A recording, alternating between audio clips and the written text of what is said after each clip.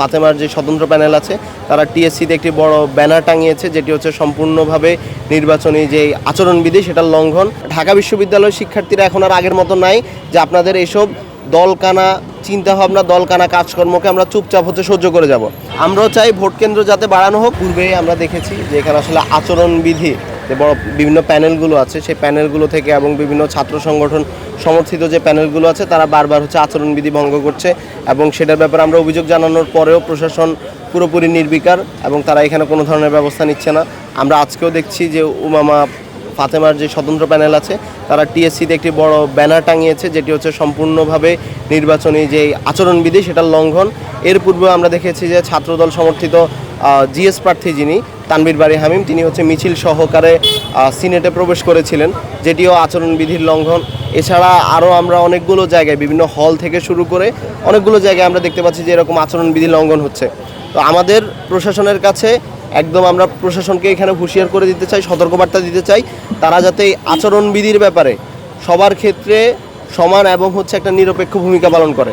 তারা যাতে এই আচরণবিধির জন্য কোনো একটি দলকে কোনো ধরনের বিশেষ সুবিধা না দেয়, কারণ ঢাকা বিশ্ববিদ্যালয়ের শিক্ষার্থীরা এখন আর আগের মতো নাই যে আপনাদের এইসব দলকানা চিন্তাভাবনা, দলকানা কাজকর্মকে আমরা চুপচাপ সহ্য করে যাব।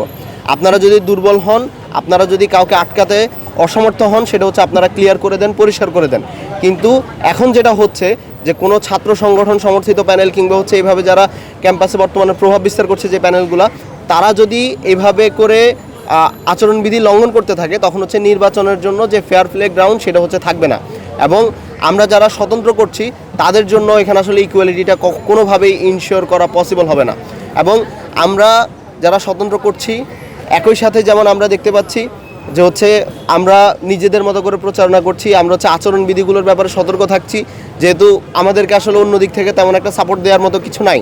কিন্তু আমরা দেখতে পাচ্ছি যে তারা এখানে ইচ্ছা মতো করে যেভাবে ইচ্ছা সেভাবে এক ধরনের স্বেচ্ছাচারী মনোভাব তারা দেখাচ্ছে।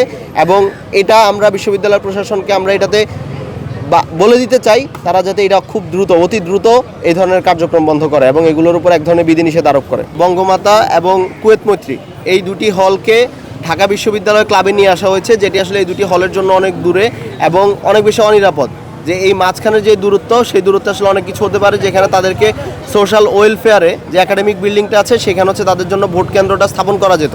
তো আমরা এখনও এই দাবি জানিয়ে আসছি, এখনও এই দাবি জানাচ্ছি যে বঙ্গমাতা ফজিলাতুন্নেসা হল এবং কুয়েত মৈত্রী হলের যে ভোট কেন্দ্র, সেই ভোট কেন্দ্র যাতে সোশ্যাল ওয়েলফেয়ারে স্থানান্তর করা হয় এবং একাডেমিক বিল্ডিংগুলোতে প্রয়োজন আমরা দেখতে পাচ্ছি যে মেয়েদের কয়েকটা হলকে কিংবা ছেলেদের কয়েকটা হলকে একটি একাডেমিক বিল্ডিংয়ে বা একটি ভবনে রাখা হয়েছে, যেটা আমরা মনে করি যে সবার ব্রডকাস্টের জন্য যথেষ্ট নাও হতে পারে।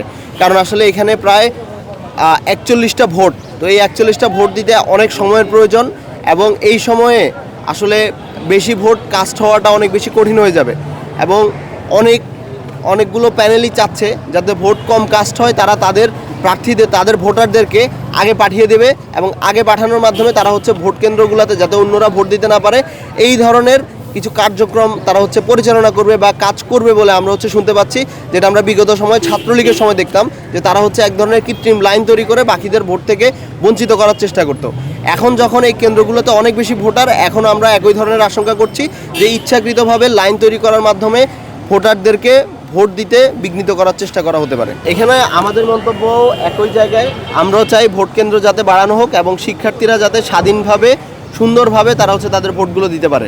বিশ্ববিদ্যালয়ের এক নম্বর কথা যে একাডেমিক বিল্ডিং আসলে কতগুলো আছে, কতগুলোতে তারা ভোট গ্রহণ করতে পারবে সেটার সামর্থ্য অনুযায়ী আমার কাছে মনে হয়, এবং যাতে প্রতিটা হলের জন্য আলাদা আলাদা মিনিমাম 8 থেকে 10টা বুথ থাকে ভোট দেওয়ার জন্য, এটা এনশিওর করতে পারাটাই আমার কাছে মনে হয় যে সবচেয়ে বেশি গুরুত্বপূর্ণ।